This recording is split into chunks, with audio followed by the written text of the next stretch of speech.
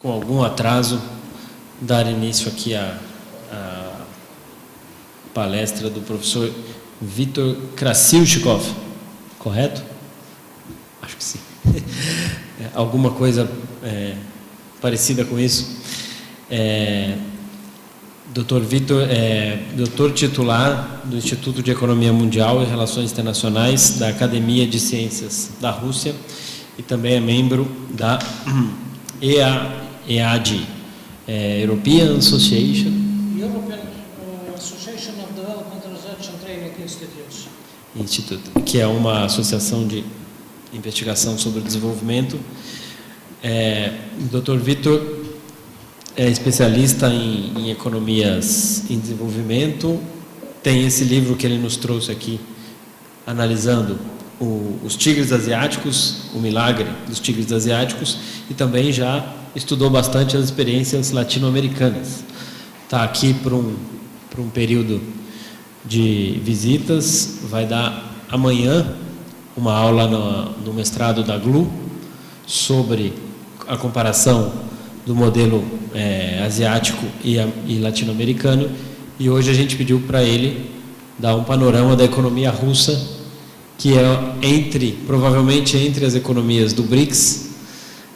Aqui pelo menos coisas tem publicado no Brasil a respeito, né? A economia russa é muito importante para as relações internacionais brasileiras, mas pouco estudada, pouco investigada aqui no Brasil. Então a gente agradece a presença e ele vai fazer a exposição, depois a gente abre para uma rodada aqui de perguntas e comentários. Ele nos disse que vai fazer a apresentação em espanhol, é mais um portunhol do que um espanhol. A gente e as perguntas podem ser feitas em português, que temos conversado e está dando para entender, correto? Então, passa. Se pode perguntar-me em português, pero pido falar não rapidamente. Conozco muy bien que hay un acento paulista y hay un acento nordestino. Y acento paulista es muy cerca para mi portuñol.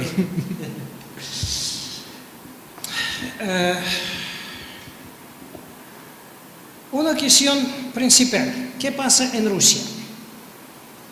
Particularmente en el contexto de BRICS, aunque soy brico-escéptico y creo en ningunas perspectivas de esta alianza. En mi opinión, BRICS o BRIC sin África del Sur es el resultado de una obra analítica del banco Goldman Sachs, y los chicos que introducían este término en el mundo eran cumpliendo su obra, probablemente bien pagado, porque ellos debían recomendar investir en los mercados emergentes, en los comienzos de la década pasada. Tal recomendación era su obra, repito una vez más. Pero entonces el término BRIC o BRICS comenzó a vivir por su vida propia y ahora es el campo para las especulaciones pseudocientíficas y para propaganda política. Podemos discutir este tema más tarde poquito.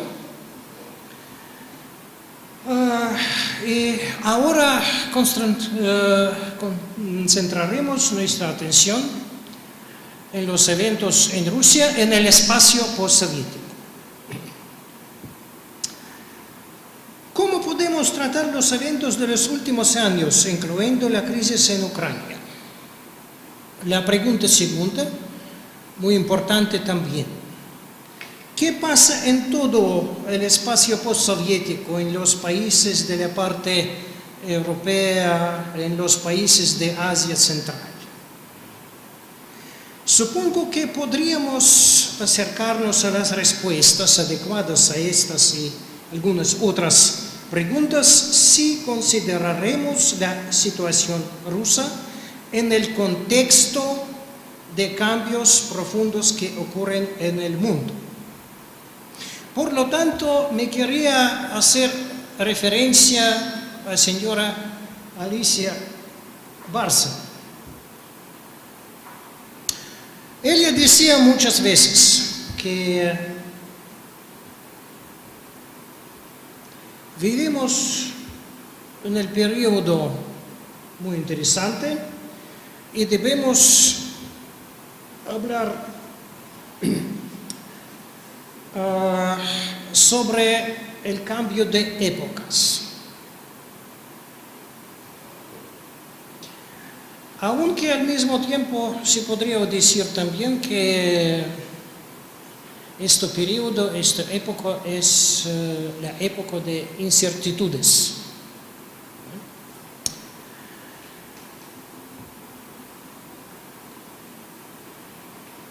Después de la desintegración del sistema soviético, la economía rusa, así como las economías de otras repúblicas de la ex-URSS, ahora los nuevos estados independientes, desenvolvía bajo influencia del primer mundo, el mundo postindustrial, y bajo influencia de Asia Oriental, incluyendo China, por cierto. Tal influencia tenía lugar conjunto con la propia lógica del sistema postsoviético. Los procesos en Rusia que ocurren ahora habla sobre la ofensiva de reacción política y obscurantismo cultural, obscurantismo ideológico. Por ejemplo, podría comparar las declaraciones de la Junta Militar en Argentina, la declaración sobre el proceso de reorganización nacional, publicado en el primer día de esta Junta en el año 76, por un lado, y algunas declaraciones políticas de nuestro presidente Putin, por el otro lado.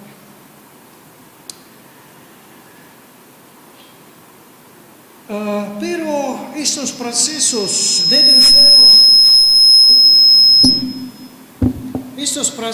deben ser considerados conjunto con los eventos en Ucrania, África del Norte, Oriente Medio y algunas otras regiones en el mundo.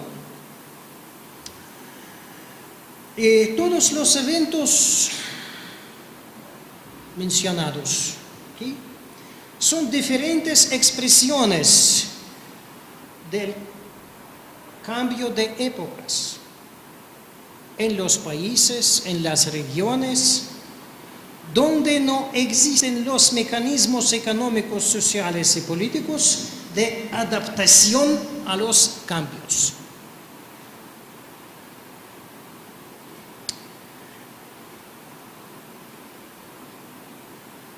Por ejemplo, señor Lee Kuan Yew, creador del milagro en Singapur, que falleció hace algunos días en la edad 92, ha dicho una vez que la civilización islámica no puede sobrevivir en las condiciones de globalización. A mi desgracia, tenemos muchas fundaciones, muchas bases para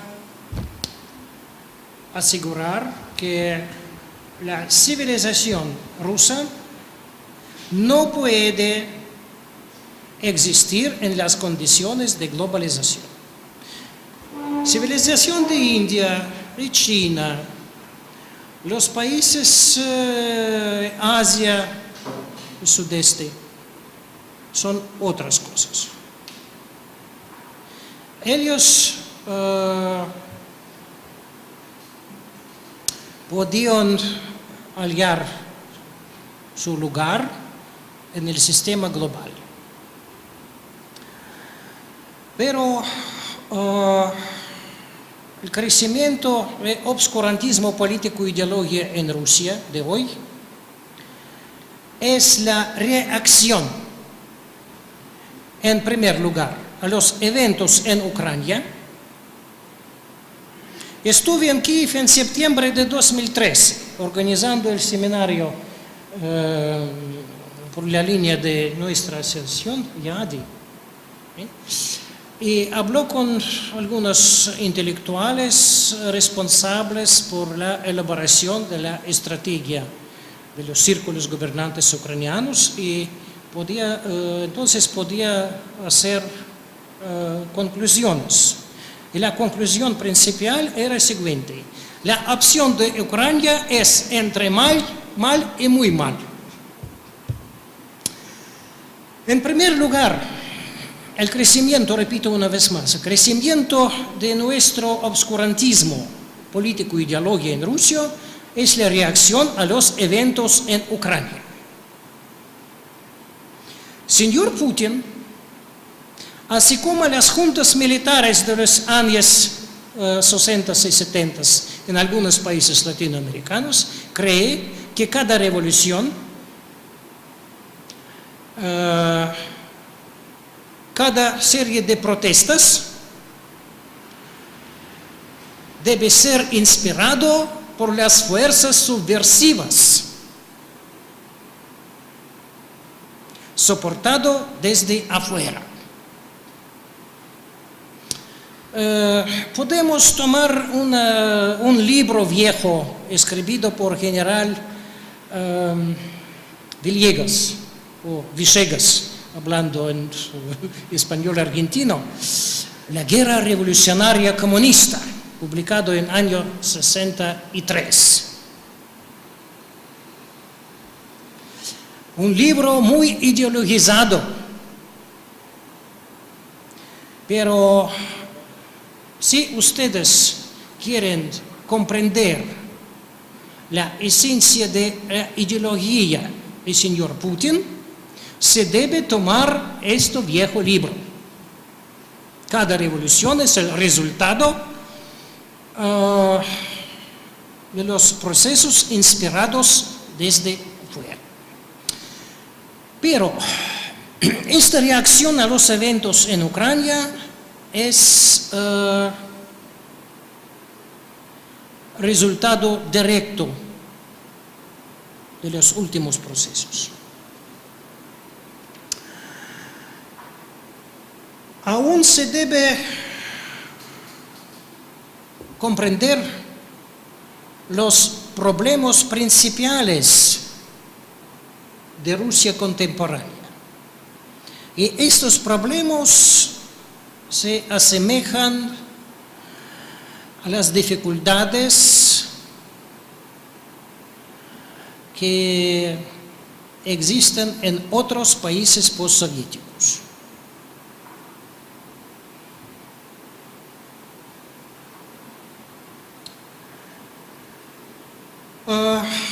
Podemos mencionar 3 tipos de nuestros problemas. Problemas económicos y estructurales, incluyendo la dominación de grandes monopolios e industria pesada heredada de los tiempos soviéticos. Cuando nuestros liberales dicen que se debe organizar las elecciones sin fraudulencias, la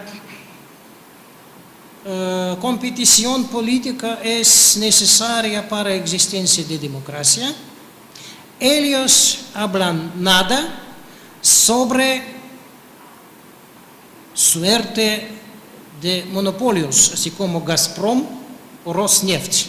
Rosneft es una compañía petrolera estatal, pero menos transparente que su Petrobras.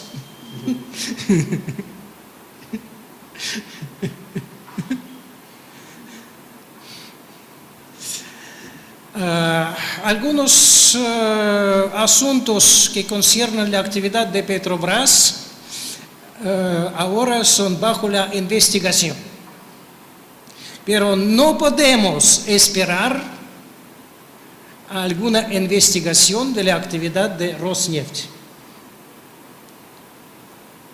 Petro-Ros o Rospetro, no.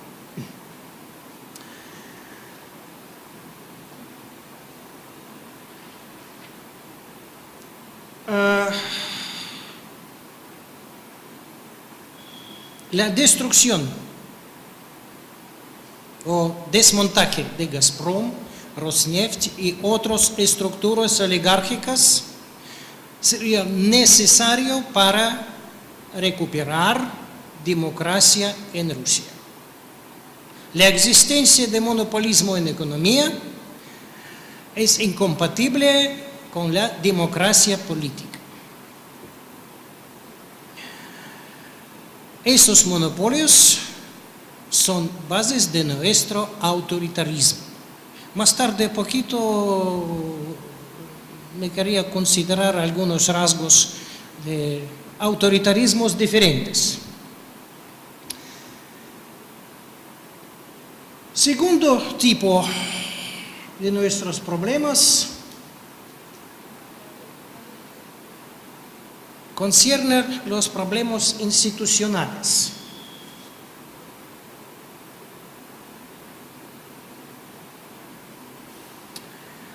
Nuestras instituciones existen como imitación de instituciones. El poder legislativo no cumple sus funciones y esto sucede a las pérdidas de capitales porque el negocio medio, negocio pequeño, no puede trabajar en tales condiciones. Los derechos de propiedad no son garantizados por la ley. Formalmente, por cierto, son garantizados, pero el sistema judicial, el sistema legislativo, no pueden soportar estas garantías. Y aún tenemos un gran complejo de los problemas sociales, incluyendo la pobreza, desigualdad social interregional y la deterioración del capital humano.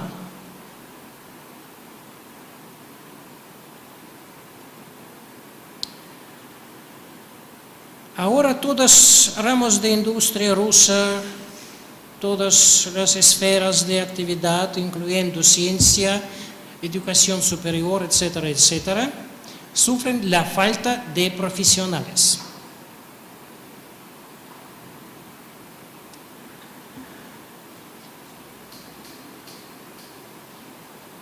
En mi opinión, todos esos problemas coinciden en muchos aspectos con los problemas en otros países inestables, incluyendo Ucrania, los estados de Asia Central, los países de África del Norte, etcétera, etcétera. Las raíces de los mencionados problemas se ubican en el génesis del sistema postsoviético.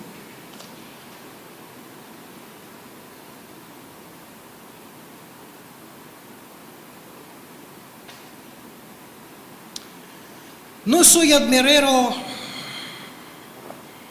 de la doctrina de León Trotsky, pero en mi opinión, para comprender la esencia de los procesos que desenvolvían en Rusia postsoviética, se debe leer su libro sobre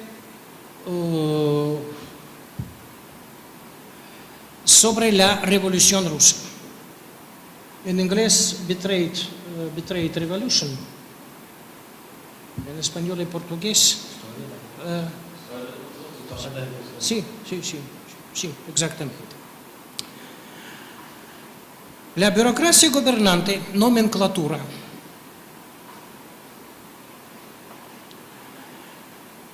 era madura para utilizar su poder administrativo y político en los años 70, 80 para privatización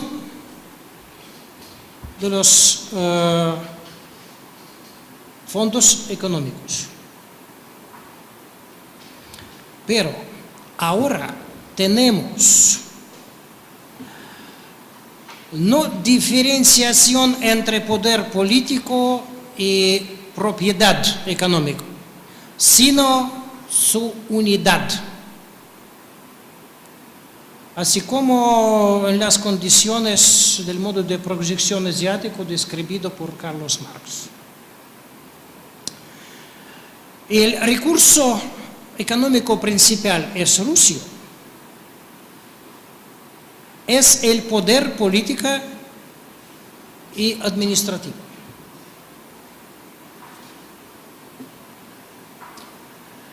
El proceso de privatización de los fondos económicos se acompañaba por la privatización del Estado, por diferentes grupos de nomenclatura en alianza con elementos criminales.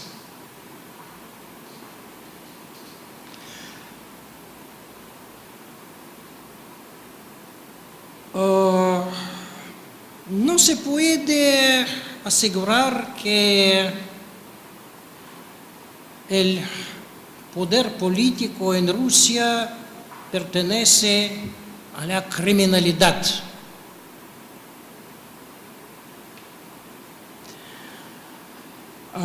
Debemos hablar sobre la criminalización del Estado, criminalización de la nomenclatura gobernante.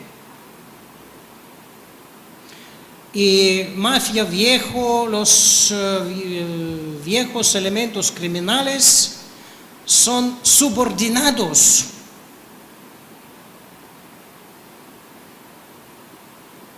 a la nueva nomenclatura. Sí, por cierto, no son encarcelados.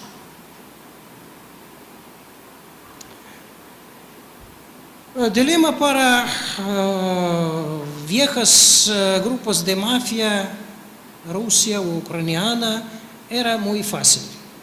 Subordinación a los nuevos poderes, integración en el nuevo sistema político y económico o cárcel.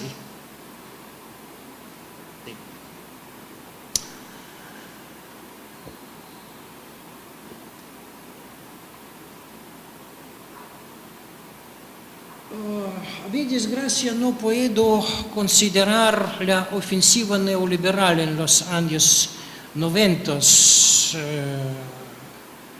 por la razón de la falta de tiempo, pero cuando había dado mi conferencia hace 6 años en el Instituto Fernando Enrique Cardoso, hacía una referencia a Adam Smith para comprender el carácter antiliberal de nuestros neoliberales.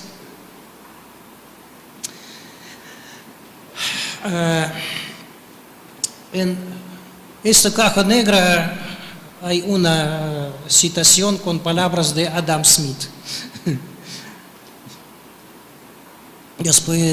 Después podemos abrirla para discutir este tema.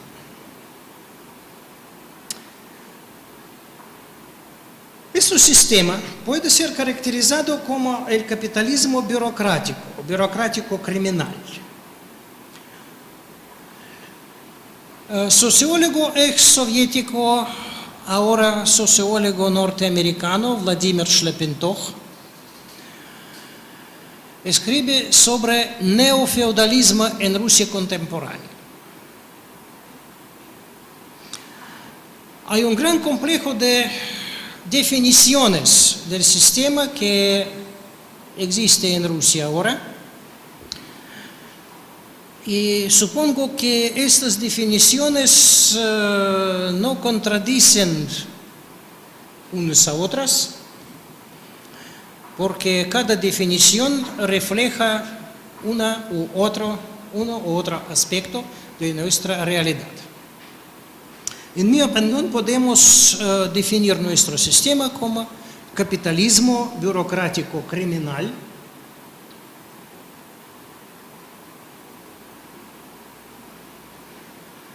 y sus rasgos principales son, en primer lugar, la unidad de poder y propiedad. Y, en segundo lugar,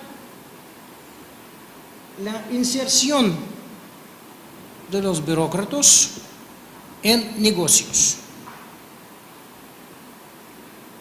directamente o a través de sus amigos, amigotes, parientes, etcétera, etcétera. El sistema similar existía en Indonesia bajo presidente Sukarno y después bajo el régimen de Suharto. En algunos países arábicos. Su patria histórica es China, en los tiempos de Kuomintang, cuando un gobernador, general Yen Hichan,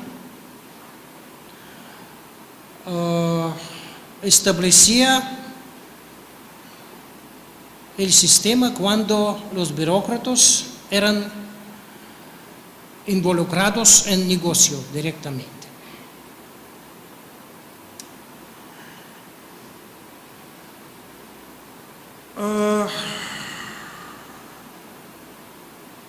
La unidad del poder y propiedad, así como la existencia del capitalismo burocrático criminal en general, conduce a la corrupción. Por ejemplo, en mi opinión, Brasil es un país menos corrompido que Rusia, y muchos casos de corrupción devienen objetos de investigación, probablemente escandalosa. Pero vemos, en mi opinión, la real lucha contra corrupción en su país. En Rusia, la lucha contra corrupción es instrumento en la lucha entre diferentes grupos burocráticos por el acceso a los fondos económicos.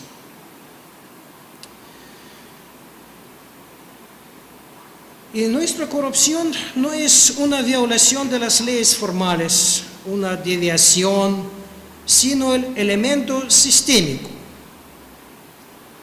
Ese sistema está personificado por el señor Gato Gatuno, que está dentro del coche lujo, en portugués, ¿sí? Lujo, una persona muy importante. Y el señor Gato Gatuno no piensa cómo captar ratino. Él piensa cómo robar chorizo o crear condiciones cuando él podría robar chorizo.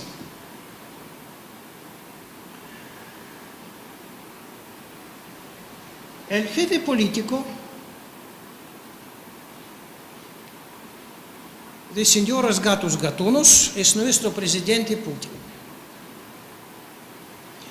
Él había omitido buenas oportunidades para destruir el sistema semicriminal creado bajo la presidencia de Yeltsin.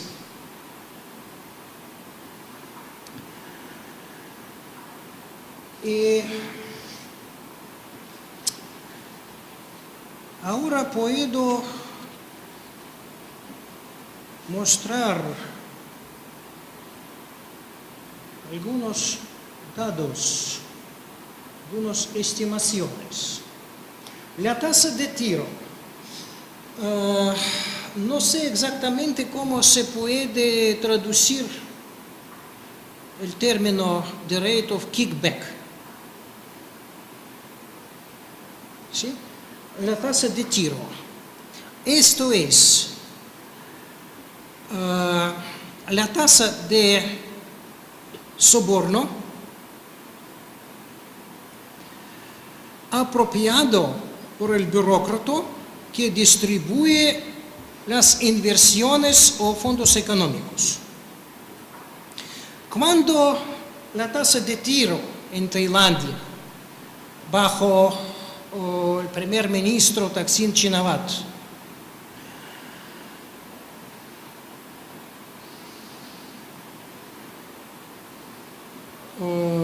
alcanzara 10%, las Fuerzas Armadas llamaban al rey por el permiso de hacer el golpe de Estado. 10%. En Rusia contemporánea, la tasa de tiro es 20-30% para amigos y amigotes y 50-60% para personas, relaciones con cuyas son formales.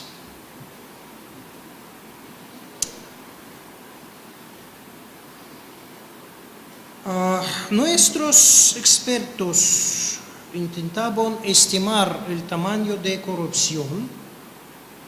Mi desgracia no tengo los datos nuevos, pero acuerdo de aseguraciones contemporáneos, estos datos son los mismos. Así como hace 4 o 5 años. Los expertos independientes estiman que el tamaño de nuestra corrupción es 350 millardes de dólares.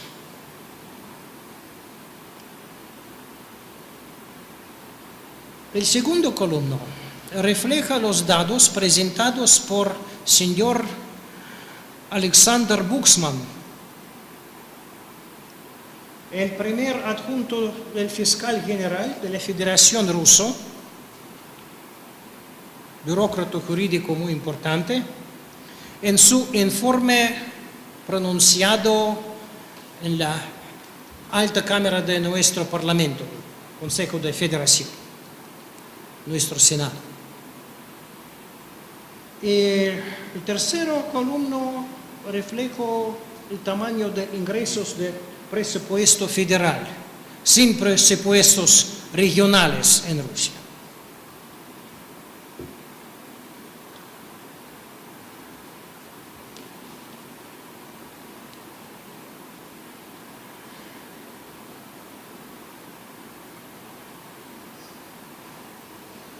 La estructura de la economía rusa está muy favorable a la corrupción.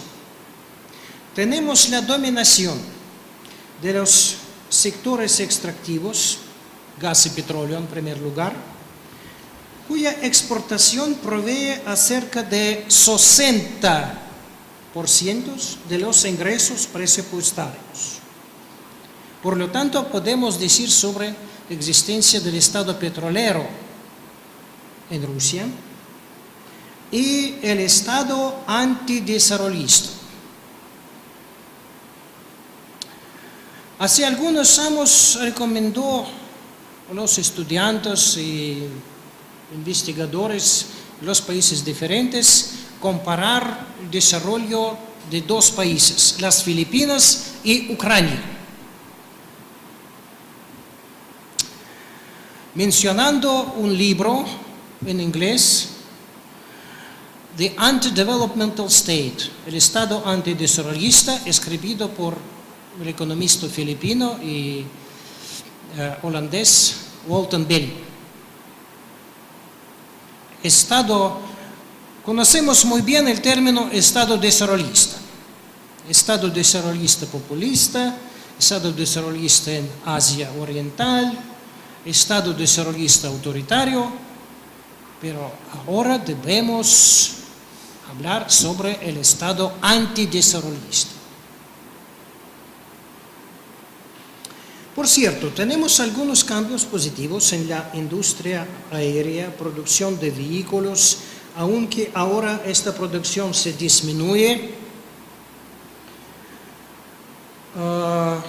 Se debe notar el proceso de electronización de nuestro sistema bancario.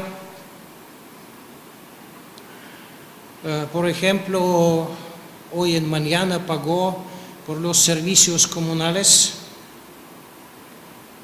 estando aquí en Campinas, sin problemas. Pero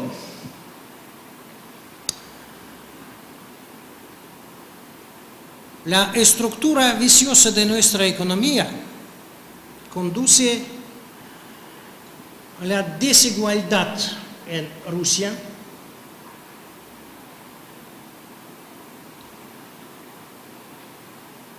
y ahora nuestros indicadores de desigualdad, indicadores formales, se acercan a los indicadores en América Latina. Aunque algunos expertos, especialistas en los problemas sociales, hablan sobre la diferenciación de ingresos más alta que muchos países de Latinoamérica. Es muy interesante. En las regiones con producto regional bruto alto, más alto que en otras regiones de Rusia,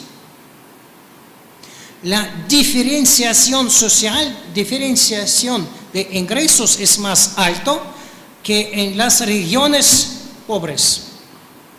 Por ejemplo, la más alta diferenciación social existe en la región de Tumen, región petrolera, en la ciudad capital, Moscú.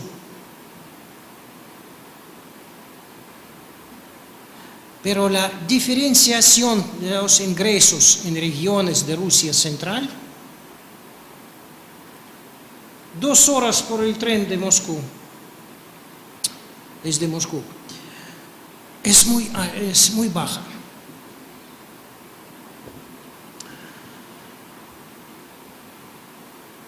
Nuestra desigualdad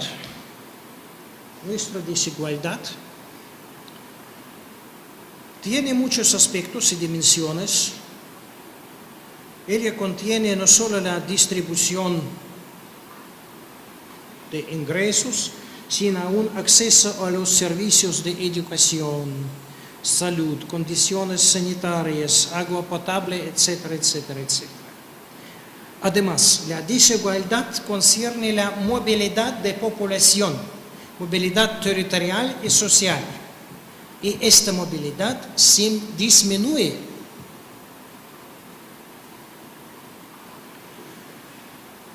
Existen las brechas muy amplias, muy largas, entre grandes ciudades y ciudades regionales, entre área urbana y área rural. Por lo tanto, podemos hablar sobre la existencia de 3 o 4 Rusias que coexisten formalmente, y cada de ellas Rusias está mal conectado a otras Rusias.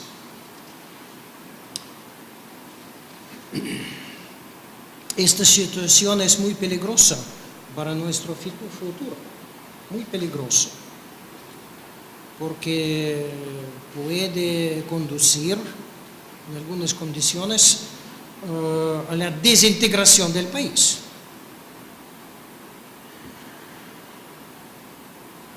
Puedo presentar los datos que conciernen la calidad de vida.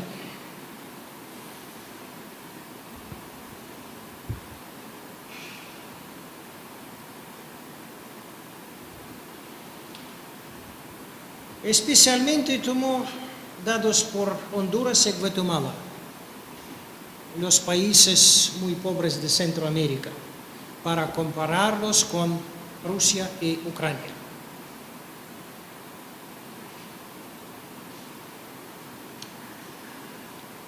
Ahora,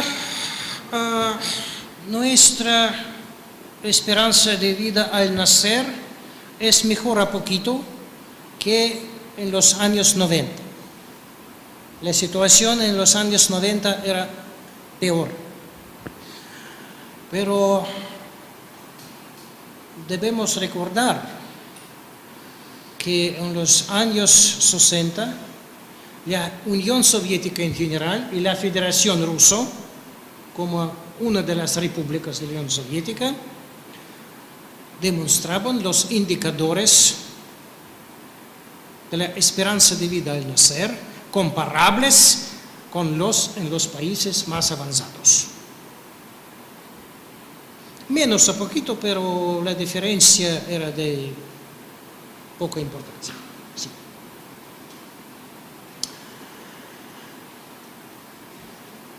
La desigualdad social como el resultado de nuestra viciosa estructura económica y, en segundo lugar, dominación del Estado burocrático, Estado antidesarrollista, expresa el arcaísmo de la economía y sociedad en Rusia.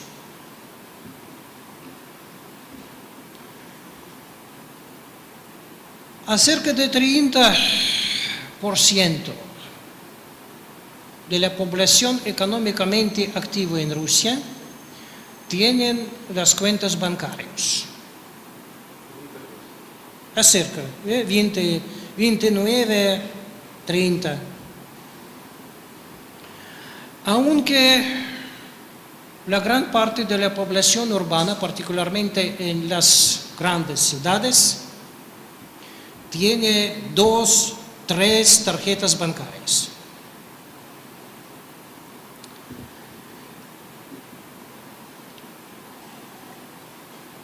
Utilizando todos los servicios contemporáneos de banking online, pagamento sin efectivo por tarjetas, por cartales, etcétera, etcétera.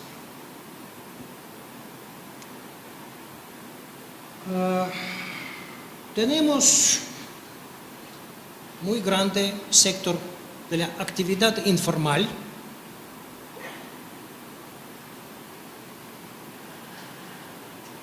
Y ahora nuestro gobierno piensa cómo controlar este sector informal, en lugar de corregir la estructura económica. Vemos, así como en los tiempos soviéticos, el intento de luchar contra fenómenos negativos en economía por los instrumentos administrativos, instrumentos inadecuados.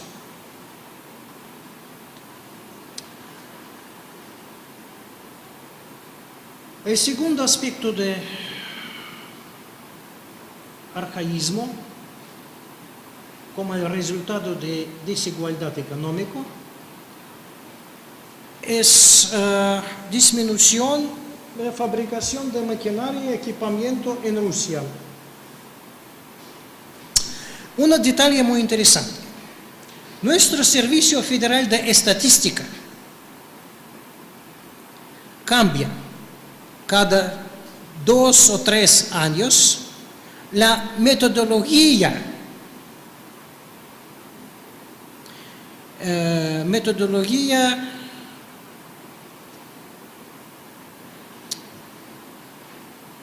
estadístico. Y no se puede comparar los datos por diferentes años. Estos datos son incomparables por su contenido cualitativo. Esto es, por cierto, el tipo de fraudulencia, sí, tipo de falsificación estadística con los resultados políticos.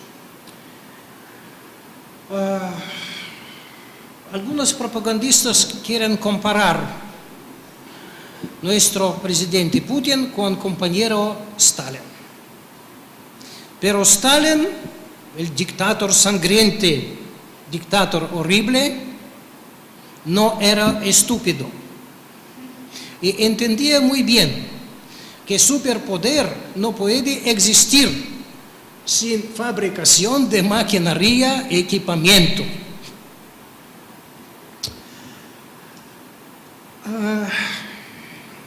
Ahora nuestro gobierno habla sobre la reindustrialización por sustitución de importaciones.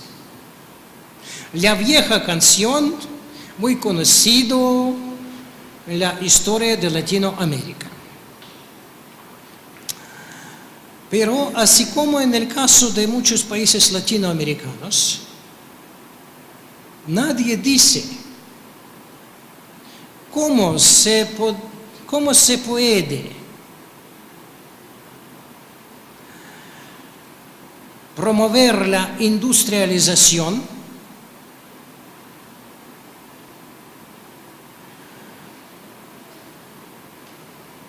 y combinarla con la existencia de las estructuras oligárquicas. El caso de Argentina, el caso de Brasil en los años 50, 60.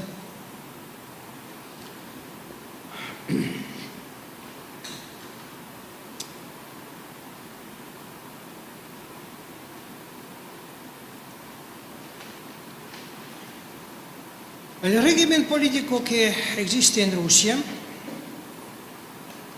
debe ser caracterizado como el régimen autoritario. Todos los regímenes autoritarios tienen rasgos comunes y, en primer lugar, la dominación de los poderes ejecutivos sobre los poderes legislativos. Pero, en mi opinión, podemos considerar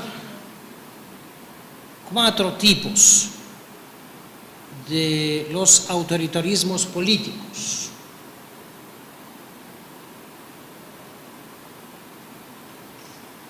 Incluyendo autoritarismo desarrollista, autoritarismo bueno.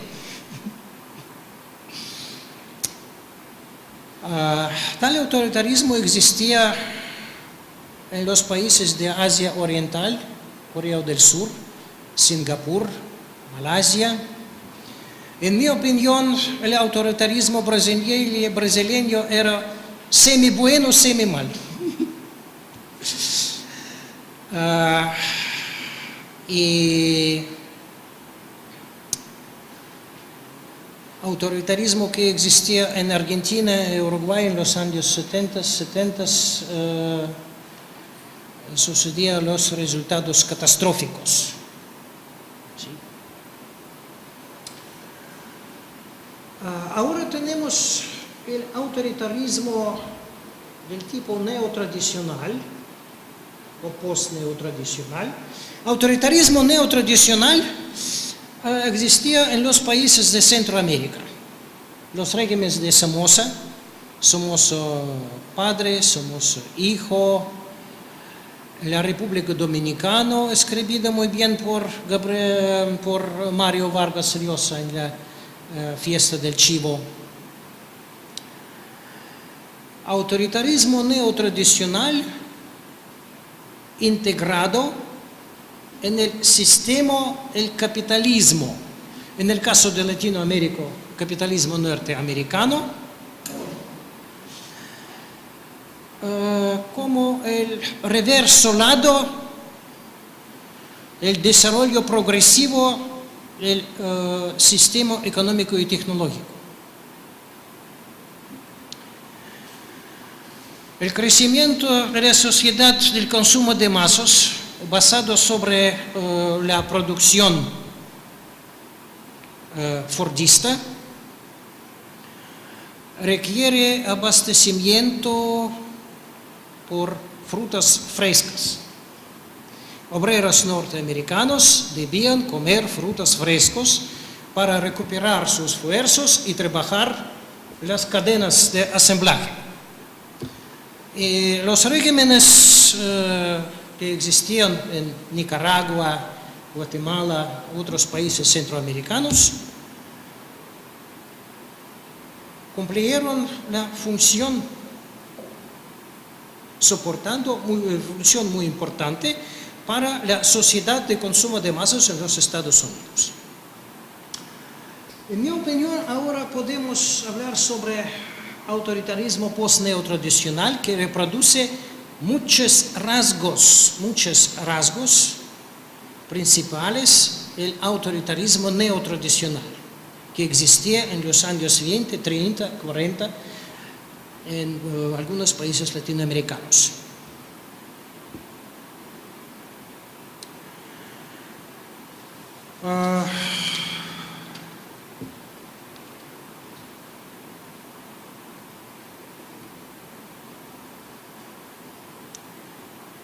La reciente forma del régimen autoritario en Rusia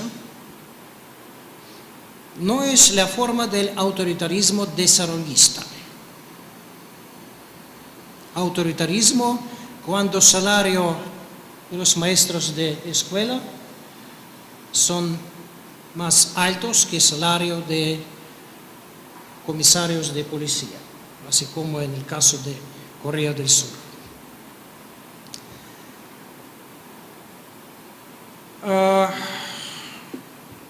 Razones económicas por cuales nuestro régimen autoritario no puede realizar el programa de industrialización. La falta de recursos para inversiones sin cambio radical del sistema existente. No se puede esperar a las inversiones extranjeras o petrodólares en las condiciones cuando la reindustrialización en los Estados Unidos se comienza y cuando China comienza a reestructurar su economía profundamente,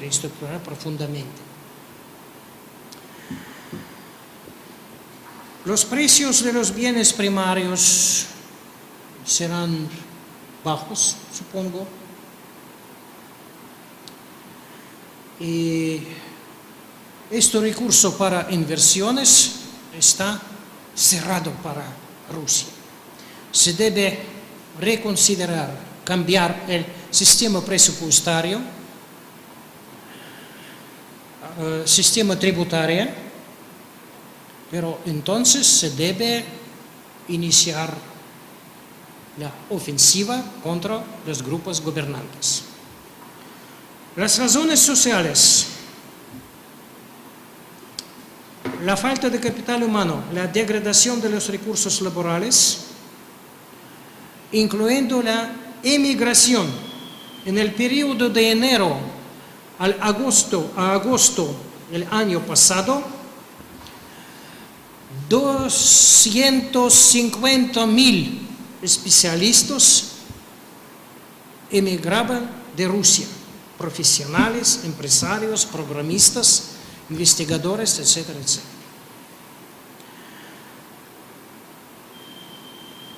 Y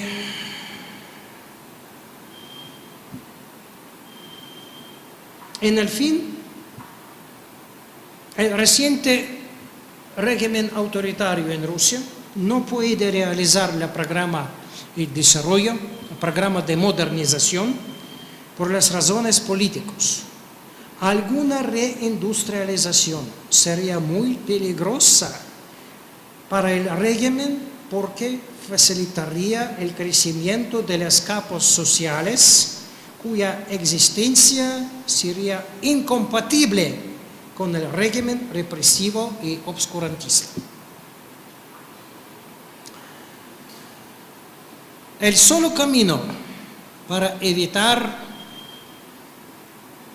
el fin catastrófico para Rusia, en mi opinión, consistiría en establecimiento del régimen autoritario desarrollista. Pero ahora no veo actores sociales capaces de realizar este programa. Probablemente debemos pasar el periodo de la crisis sistémica y probablemente estaremos en tal situación, la crisis sistémica, durante un largo periodo. Soy muy pesimista, pero la historia es una señora muy creativa. Probablemente ella puede ofrecer a Rusia algo interesante. Muchas gracias por la toleración y atención.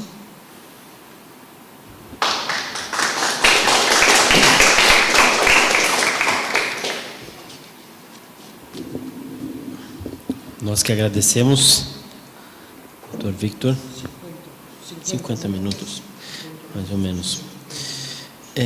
Eu tenho algumas dúvidas, observações, perguntas, mas eu queria saber se recolher perguntas, comentários da plateia, para depois eu fazer as minhas.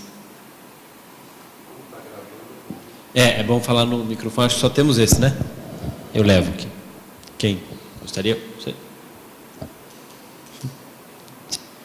Francisco, é melhor vir até aqui.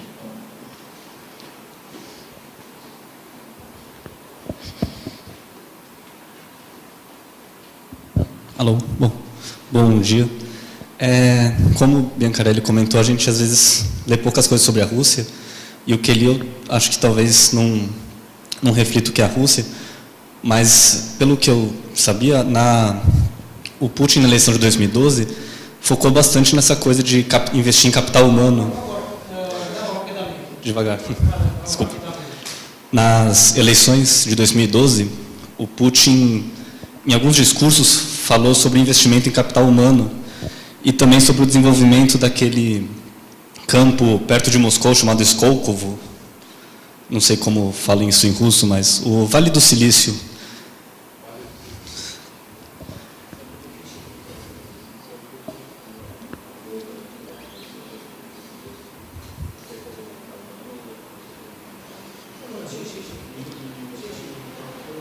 Skókovo.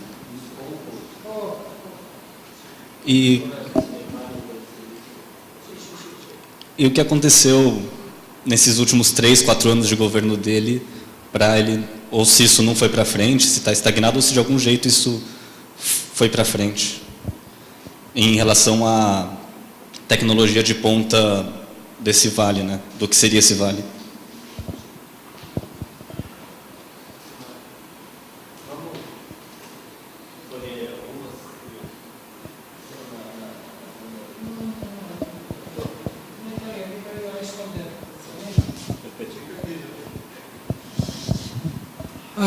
Muy bien. Compañero Leonid Brezhnev, el secretario general del Comité Central del Partido Comunista de la Unión Soviética, hablaba sobre el progreso científico y tecnología muchas veces también. Conocemos los resultados muy bien, la desintegración de la Unión Soviética.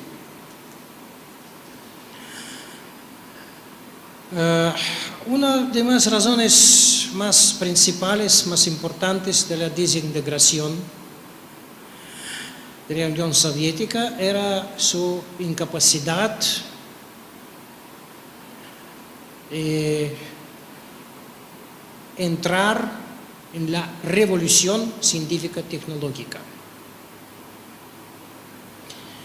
Nuestros logros en la industria militar se combinaban con la existencia de la interna periferia.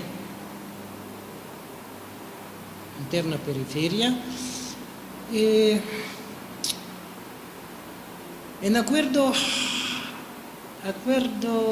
de algunos datos de nuestros sociólogos basados indirectamente sobre los datos elaborados por CEPAL, a la situación que existía en la Unión Soviética. La parte de los gastos para alimentación, gastos familiares para alimentación. 30-35% de la población soviética gastaban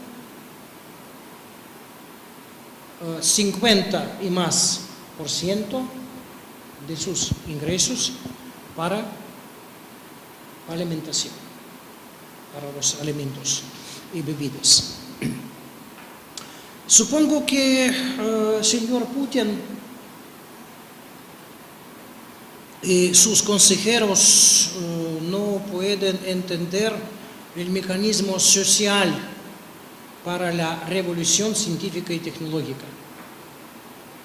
Esto es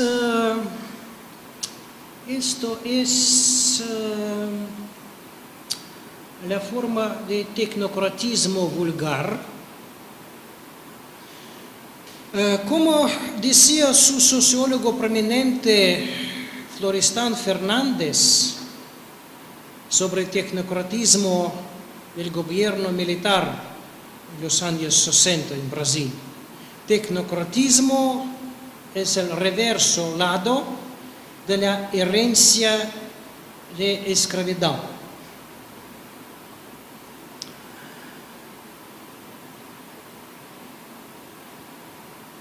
Cuando tecnócratas no podían entender el papel principal de los recursos humanos.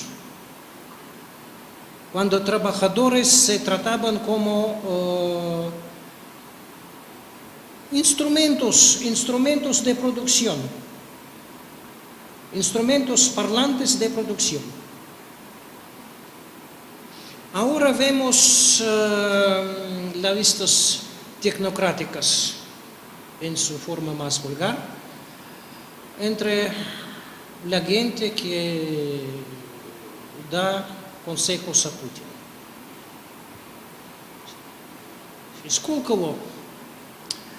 Сколково es la forma de outsourcing. Cuando los resultados de investigaciones resultados del desarrollo de nuevas tecnologías pertenecen a las firmas extranjeras, a las empresas extranjeras.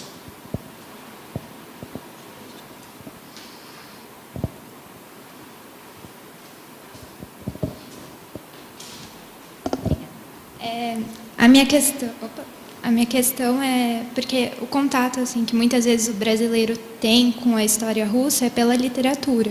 E os autores que vêm antes da Revolução trazem um retrato de uma sociedade muito desigual e em que o poder é misturado com é o mesmo poder econômico e político.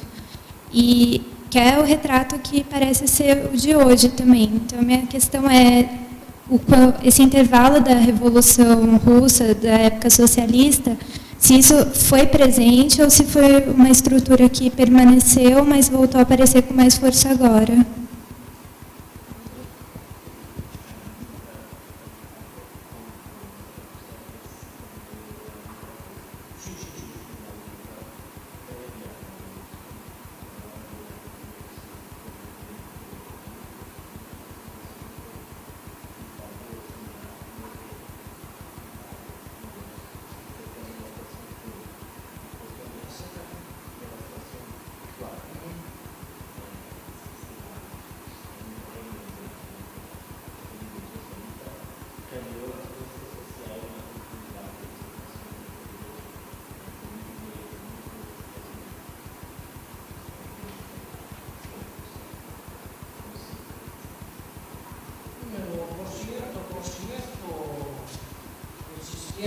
El sistema que existe en Rusia de hoy tiene las raíces históricas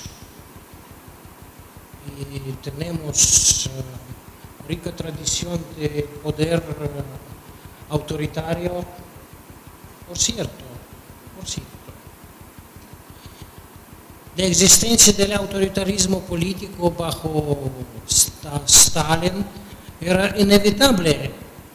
Podemos y debemos discutir el tamaño de represiones, pero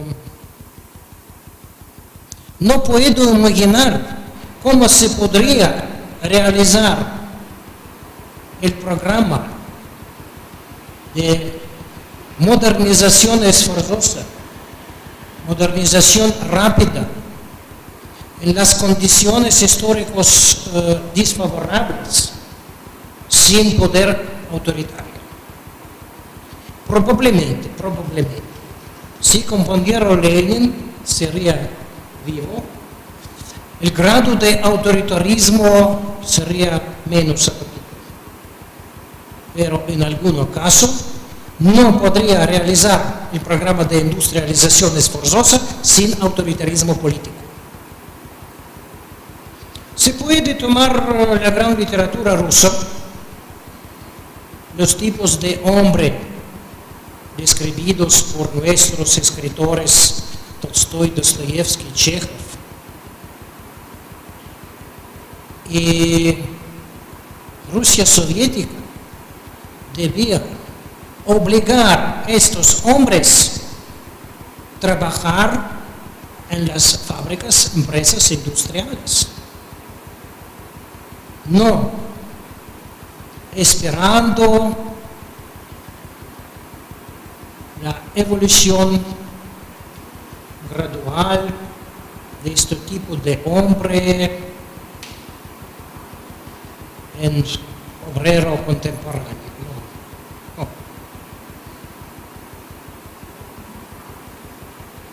La situación muy desfavorable para Rusia, necesidad de sobrevivir era la condición principal para nuestro autoritarismo en los tiempos soviéticos.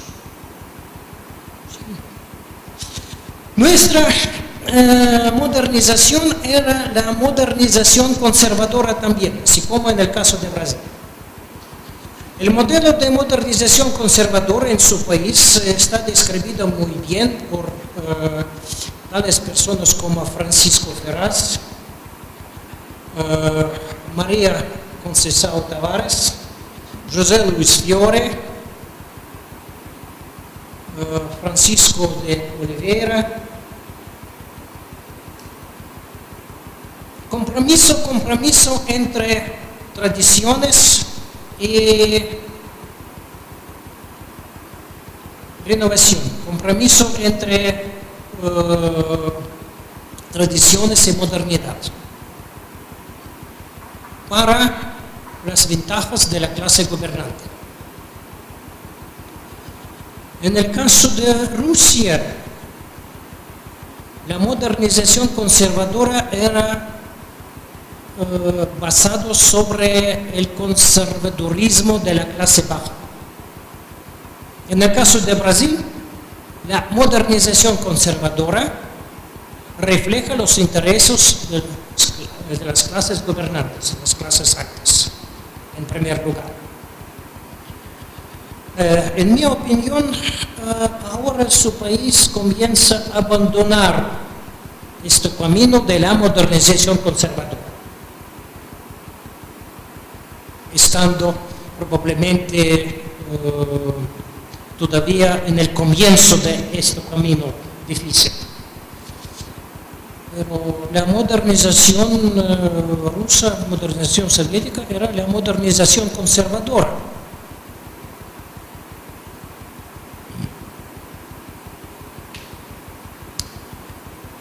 Como el compromiso entre la necesidad de modernización radical y valores de la sociedad campesina tradicional, con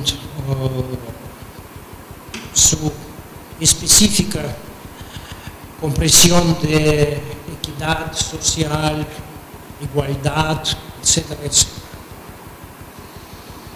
Mi compañero Stalin, el dictador sangriente, entendía muy bien este compromiso. Ahora nuestro autoritarismo es el resultado de la evolución muy larga y al mismo tiempo la reacción a las turbulencias de los años 90. Eso es la demanda social del autoritarismo. Mais comentários?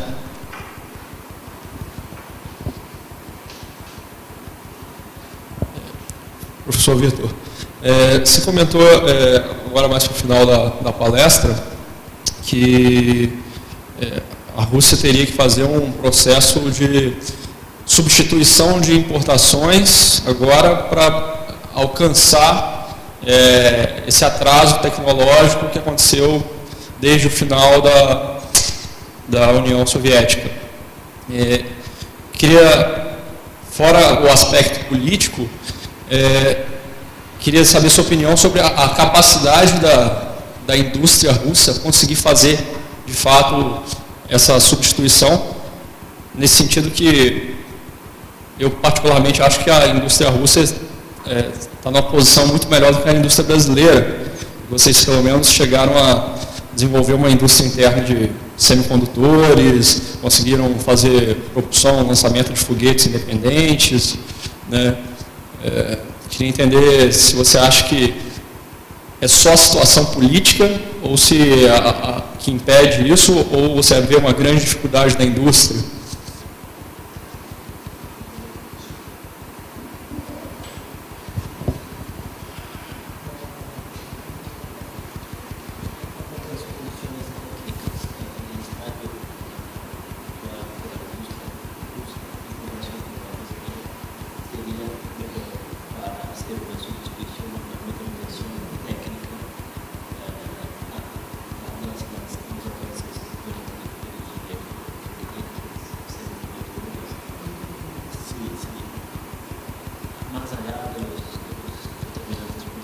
Sí.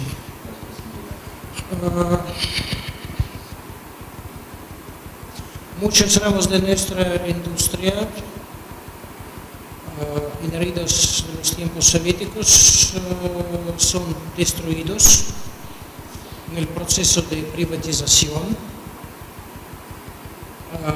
en los años 90. Ahora tenemos algunas empresas, particularmente en la industria militar, pero nuestro atraso tecnológico se agrave y agrave. Y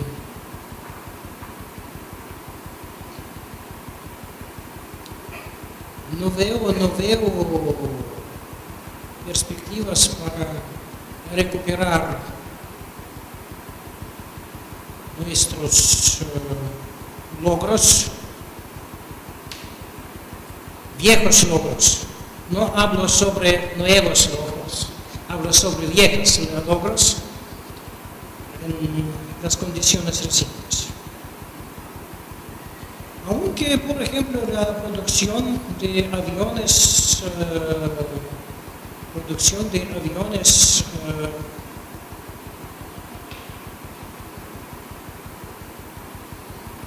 crece, pero nuestra producción de aviones civiles es 5 o 6 veces menos que en Brasil. Sí, aunque progreso es visible, porque en el comienzo de la presidencia de Putin nuestra producción era a nivel de algunas piezas de aviones 4, 5, 6. Por cierto, en tales condiciones la producción de 40 aviones puede ser considerado como un progreso. Nuestra tragedia no es ausencia de democracia. No creo en democracia en Rusia contemporánea, aunque reconozco muy bien que democracia política es muy mejor que algún autoritarismo. Nuestra tragedia de hoy es el carácter de autoritarismo. Repito una vez más, necesitamos establecer el autoritarismo desarrollista. En otro caso no se puede oprimir la resistencia de las estructuras oligárquicas.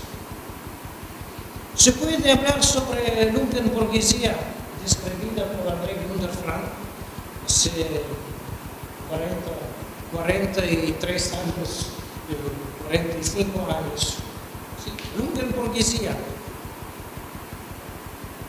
lumpenburocracia. No interesado en desarrollo.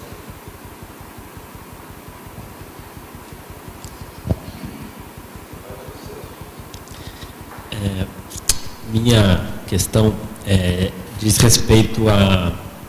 Você mencionou 3 tipos de problemas da Rússia contemporânea em uma das lâminas. Do ponto de vista econômico e estrutural, a sua...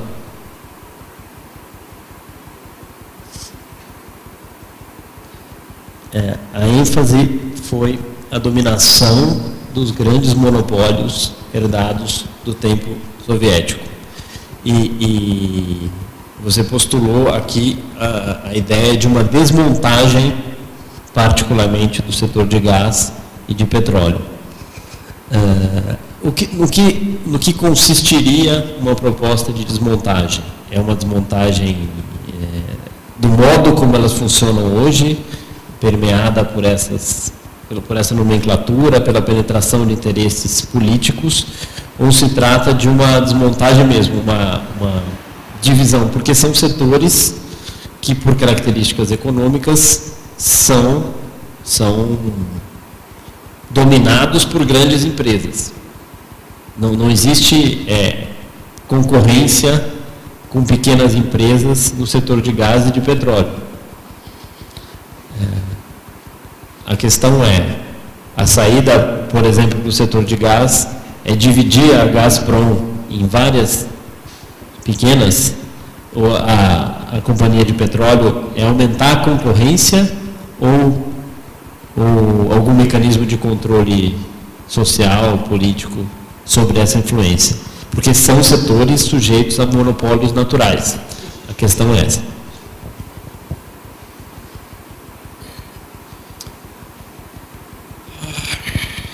Por cierto, este problema es muy importante porque hay un peligro de destruir la producción de petróleo, de gas, la industria metalúrgica, destruyendo las estructuras oligárquicas. Por ejemplo, ahora tenemos algunas corporaciones estatales, Rosnano, Rostech,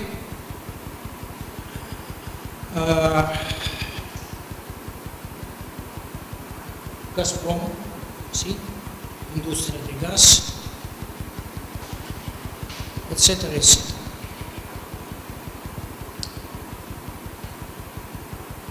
Un joven investigador, escribiendo su tesis doctoral, tesis de candidato de ciencias, en nuestra terminología, descubría muy bien el mecanismo de la dilapidación de los fondos económicos dentro de estas corporaciones estatales. Por cierto, esta tesis era muy peligrosa para las autoridades y este joven investigador encontró muchas dificultades defendiendo su tesis.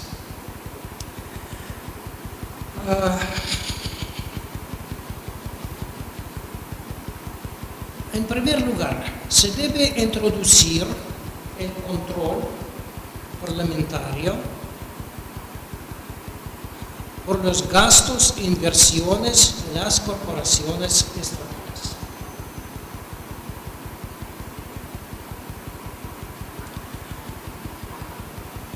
En este aspecto, soy de acuerdo de nuestros liberales cuando ellos dicen que las primeras transformaciones necesarias para Rusia son transformaciones, cambios institucionales.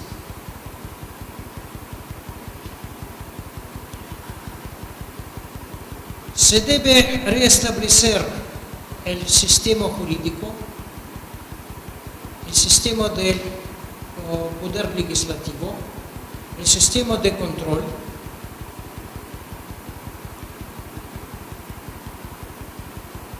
y sería suficiente utilizar nuestras leyes en primer lugar. Después se debe iniciar la reestructuración de nuestra economía.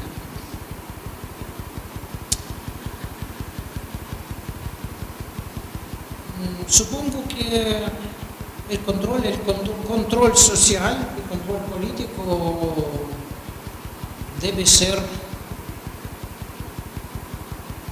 el principio número uno en el proceso de transformación de nuestros monopolios.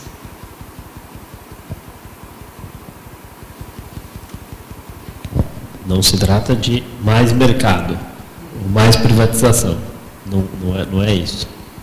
É mais controle social. Nuestra sociedad civil es muy débil. Es muy débil. Ahora tenemos la sociedad atomizada y se podría decir que la meta de los regímenes autoritarios que existían en los países latinoamericanos, construir la sociedad de consumo, los consumidores atomizados. Está logrado en Rusia contemporánea.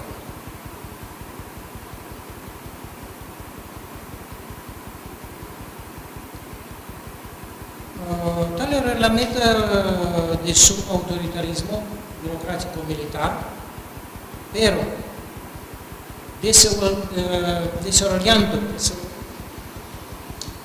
volviendo las industrias manufactureras,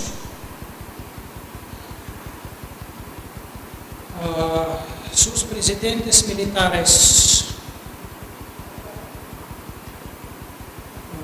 Medici, Geisel, después Figueredo, alcanzaban la existencia de la nueva clase obrera, compañera Lula. Compañera Lula no podía aparecer sin la política industrial del régimen autoritario.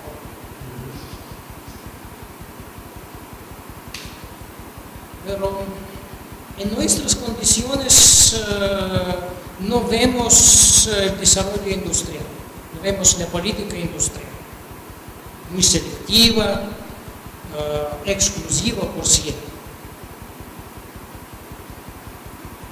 para la estrecha capa urbana.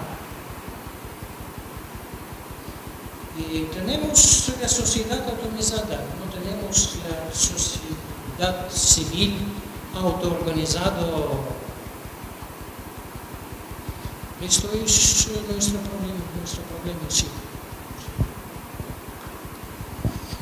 Ok, mas Necesitamos la existencia del déspota inducido. mais comentários? Marcelo?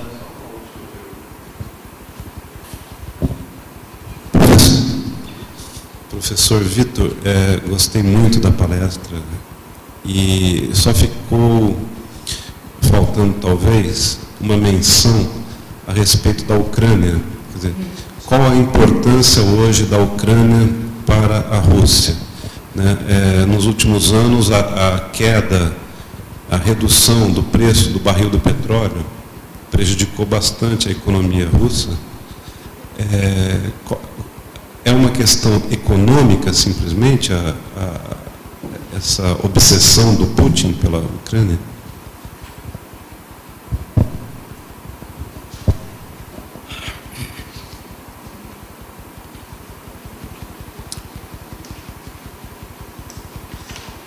¿Por qué hablo sobre comparación de las Filipinas y Ucrania?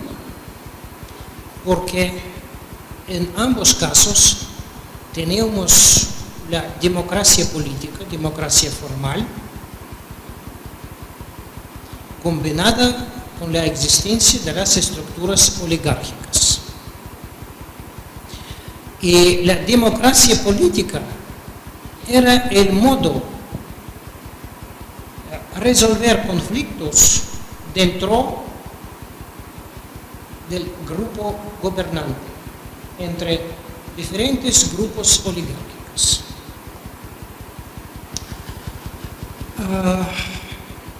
El régimen de Yanukovych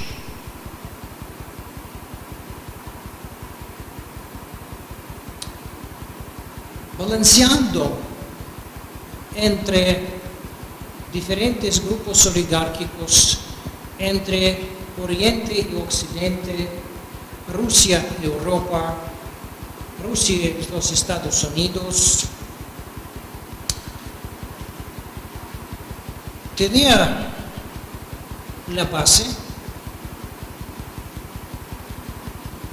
que consistía en la demanda de otros países por los productos de industria vieja, industria obsoleta de Ucrania. Pero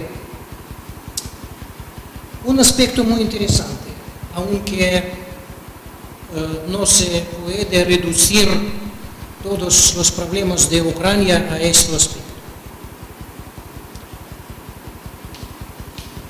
China, iniciando los cambios estructurales en su economía,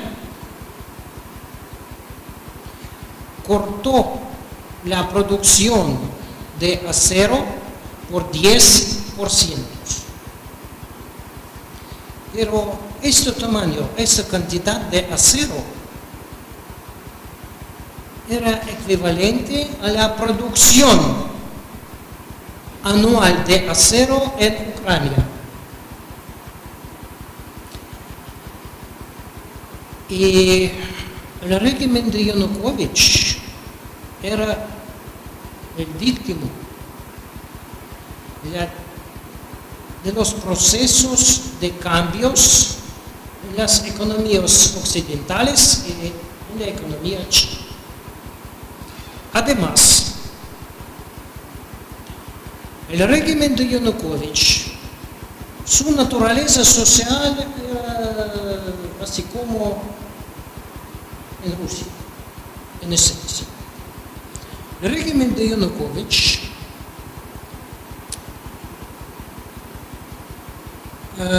comenzara a apropiar ilegalmente la propiedad de otros oligarcos, utilizando hombres jóvenes, chitushkos, ¿sí? Las ropas deportivas,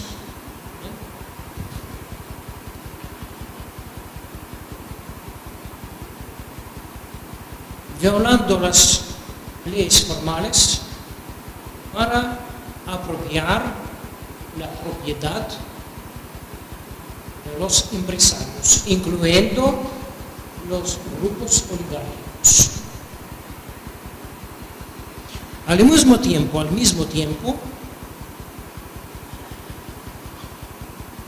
las protestas contra corrupción crecían en Ucrania. Por un lado, las protestas de arriba, por otro lado, las protestas de abajo.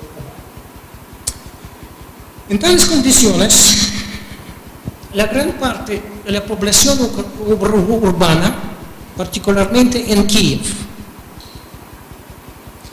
la ciudad capital de Ucrania, que habla en ruso, no en ucraniano.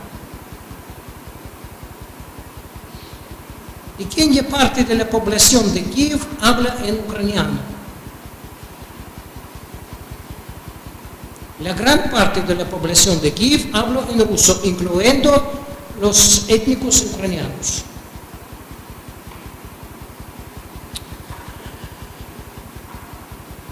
La población urbana en Ucrania tenía una ilusión.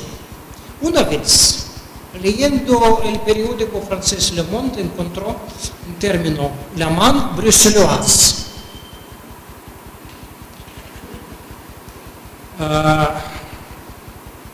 El bien enviado por el gran burócrata de Bruselas. Y esta parte de la población ucraniana tenía sueño sobre la main bruxelloise, esperando destruir con la ayuda del gran burócrata de Bruselas las estructuras corrompidas y burocratizadas. El negocio medio y negocio pequeño en Ucrania tenía la misma ilusión, esperanza a la ayuda de gran burócrata brusiliano, gran burócrata de la Unión Europea. Habló con los intelectuales ucranianos, incluyendo entonces director y ahora director, una vez más, del Instituto de las Investigaciones Estratégicas bajo la administración del presidente. A propósito, étnico ruso y nacionalista ucraniano.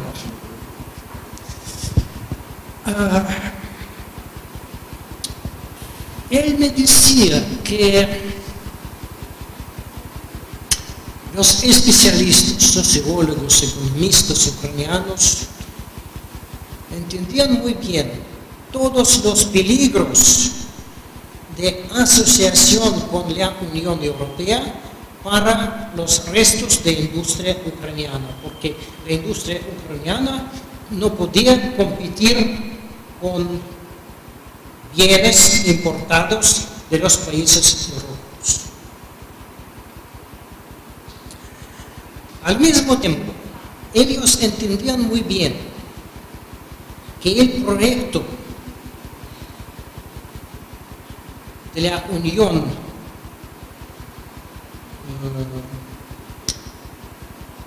de aduanas, Unión aduanera, ofrecido por Rusia, no es el proyecto de modernización, es el proyecto de conservación de las estructuras corrompidas oligárquicas.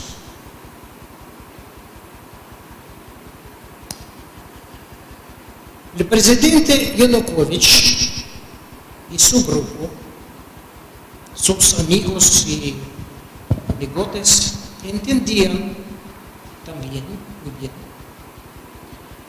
que alguna asociación con Rusia de Putin sería muy peligroso para las estructuras oligárquicas ucranianas, porque las estructuras oligárquicas rusas es más fuertes, más potentes que los grupos oligárquicos ucranianos.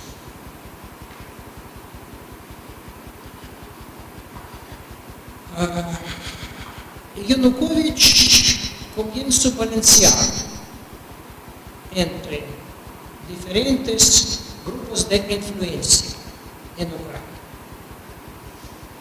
La Unión Europea era interesada en asociar a Ucrania para tener argumentos adicionales en el proceso de negociación con Rusia. Y en segundo lugar, supongo, esto es mi opinión personal, el gran burócrata brusiliano era interesado en facilitar el suerte de los países de Europa Oriental, víctimas de su integración en las estructuras europeas.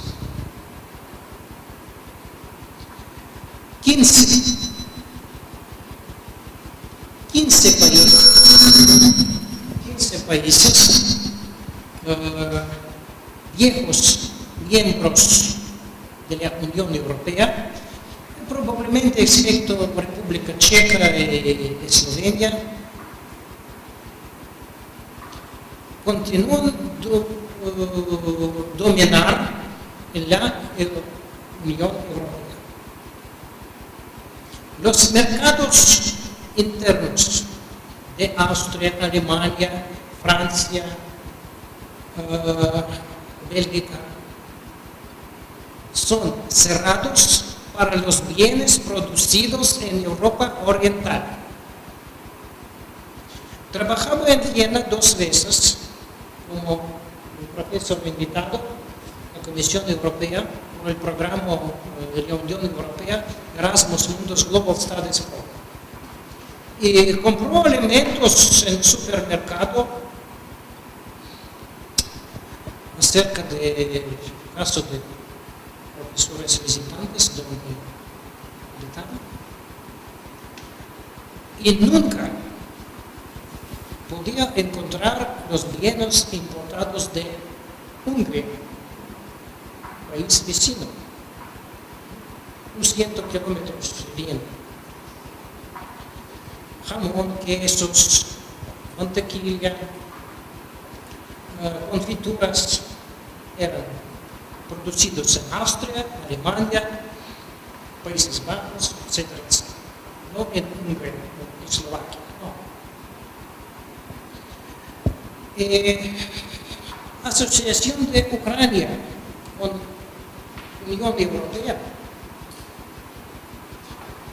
Aunque Turquía tiene la misma asociación iniciando hace 50 años sin resultados visibles.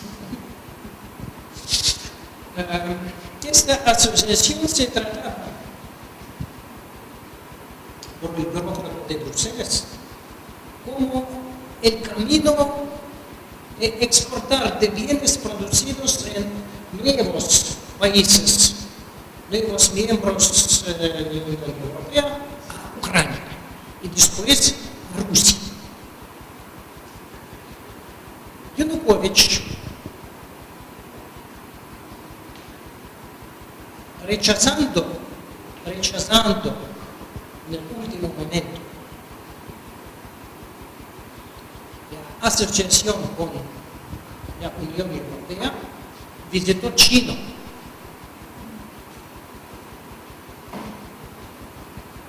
Y los resultados de su visita a China eran muy positivos para Ucrania.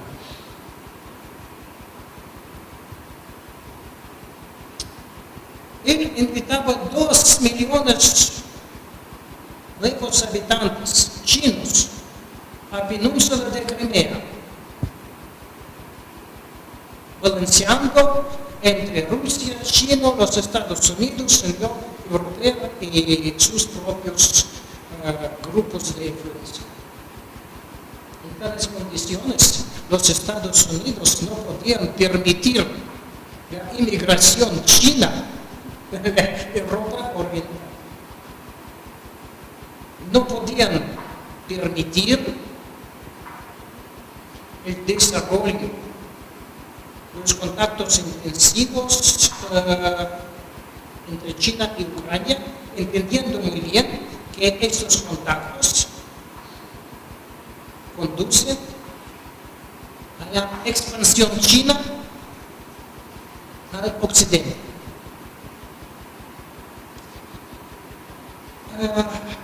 Debo notar que la calidad intelectual de los políticos norteamericanos hoy es más baja que en los tiempos soviéticos. Probablemente los mejores estudiantes en las universidades norteamericanas prefieren estudiar China, India, menos grado Brasil, los países donde se ve la transformación progresiva. Los estudiantes peores, más débiles, que no tienen deseo trabajar intensivamente, deben estudiar Rusia y todo el espacio postsoviético.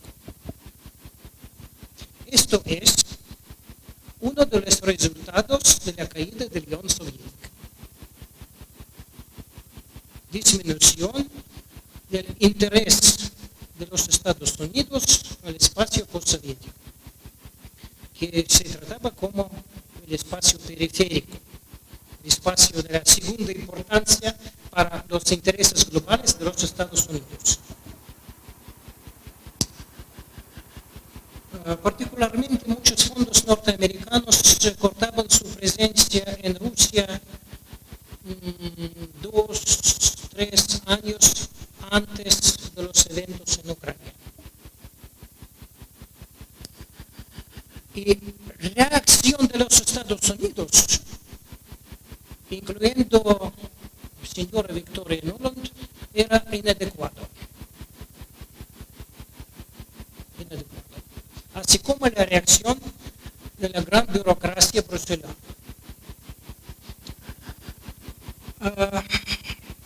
La posición de Yanukovych provocó las protestas contra su político muy contradictoria, sin claras perspectivas.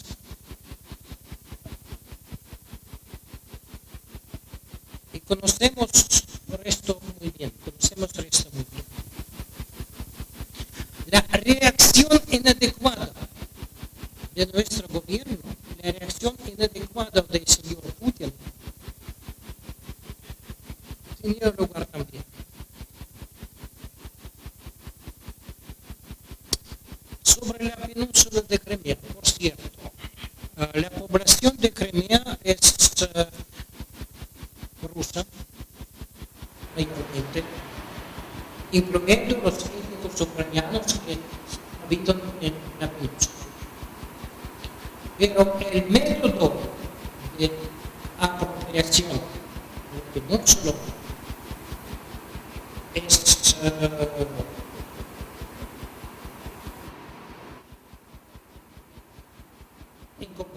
es incompatible con las leyes internacionales, con las leyes del derecho internacional.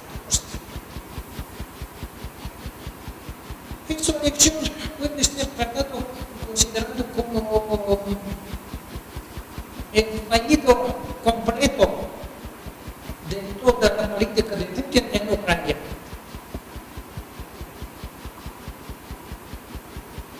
Porque muchos fondos norteamericanos, alemanes, británicos, tenían sus oficinas en Kiev y otras grandes ciudades de Ucrania.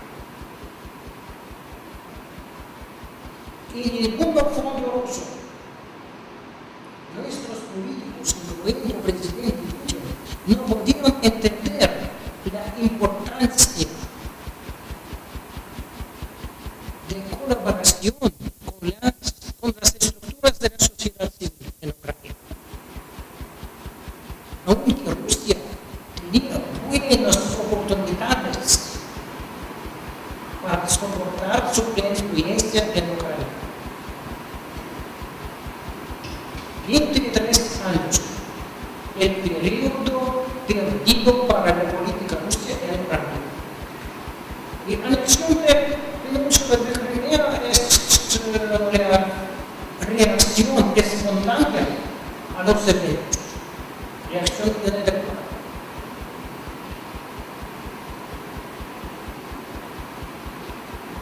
Se debería iniciar las negociaciones con los gobiernos ucranianos sobre Crimea. Se debería defender los intereses de la población rusa en Ucrania en las organizaciones internacionales.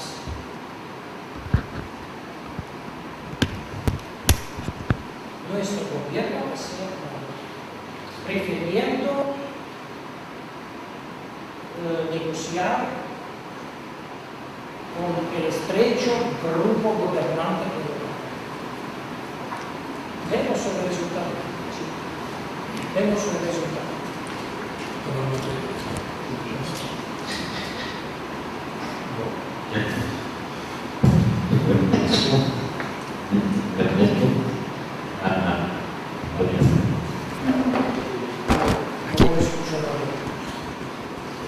Alô? Aqui? Porque aqui eu só gravo. Ah, Esse aqui está sem bateria. não precisamos de microfone. Só para encerrar aqui, agradecer de novo a presença de vocês, as perguntas, e ao professor Victor pela exposição, pelo debate. Acho que foi muito importante, como eu comecei dizendo, nosso conhecimento sobre a economia e a sociedade e a política russa não é muito aprofundado no Brasil, né? Acho que foi muito produtivo e esperamos continuar aqui discutindo. Só lembrando que amanhã o professor vai dar uma aula na GLU sobre a visão dele de experiências comparadas à América Latina e à Ásia, e deve ficar mais alguns dias aqui em Campinas. Obrigado. Obrigado pela atenção.